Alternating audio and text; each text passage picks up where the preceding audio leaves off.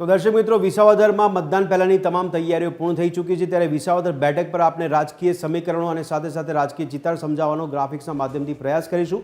સૌથી પહેલાં વાત કરીએ વિસાવદર સીટ પર જે જ્ઞાતિ સમીકરણો લાગુ પડી રહ્યા છે તેની વાત કરીએ તો કુલ 2.61 લાખ મતદારો છે। તેમાંથી જ્ઞાતિ સમીકરણ પર ખાસ ભારતીય જનતા પાર્ટી હોય, કોંગ્રેસ હોય કે પછી આમ આદમી પાર્ટી છે તેમણે ફોકસ કર્યું છે। પાટીદાર સૌથી વધારે નિર્ણાયક ભૂમિકામાં જોવા મળે છે।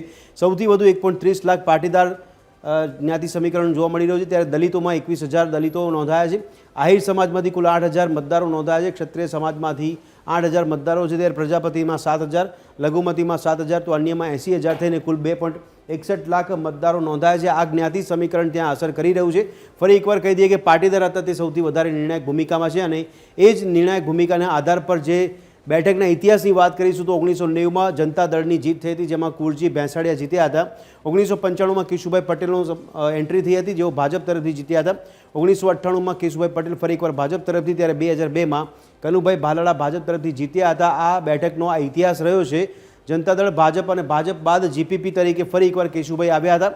ત્યાર પહેલાં કનુભાઈ ભાલાળા ભાજપ તરફથી જીત્યા હતા, ત્યારે 2012માં કેશુભાઈ પટેલ જીપીપી તરફથી હતા અને ત્યારબાદ 2014માં હર્ષદ રીપડિયા કોંગ્રેસ તરફથી જીત્યા હતા। આ એક ખાસ નોંધનીય બાબત હતી કે 2012માં જ્યારે જીપીપી જીત્યું કેશુભાઈ પટેલ બાદ, ત્યારબાદથી લઈને ભાજપ છે તેમાં વનવાસ જોવા મળી રહ્યો છે। ત્યારે કોંગ્રેસ તરફથી 2017માં હર્ષદ રીપડિયા અને ત્યારબાદ આપમાંથી હર્ષદ રીપડિયા 2022માં જીત્યા હતા। ત્યારે કોંગ્રેસે 2 વખત આપ જીત હાંસલ કરી છે આ બેઠક પર અને કોંગ્રેસ બાદ આપનો સિલસિલો શરૂ થયો હતો। ત્યારે આપમાંથી આ વખતે જ્યારે ભૂપેન્દ્રભાઈ ભાણી હતા તેમણે પક્ષ પલટો કર્યો હતો, ત્યારબાદ આ બેઠક પર પેટા ચૂંટણીનું આયોજન કરવામાં આવ્યું છે। ત્યારે વિસાવદર બેઠક પર આવતીકાલે સવારે 7 વાગ્યાથી મતદાનની શરૂઆત થશે, સાંજે 6 વાગ્યા સુધી મતદાન કરવામાં આવશે। તો મતદાન કરવા માટે દરેક પ્રકારની વ્યવસ્થાઓ કરી લેવામાં આવી છે। તંત્ર દ્વારા તમામ વ્યવસ્થાઓ પૂર્ણ કરી દેવામાં આવી છે। વિસાવદર પેટા ચૂંટણી માટે ઈવીએમ ડિસ્પેચ કરવાની આજે કામગીરી હાથ ધરવામાં આવી હતી।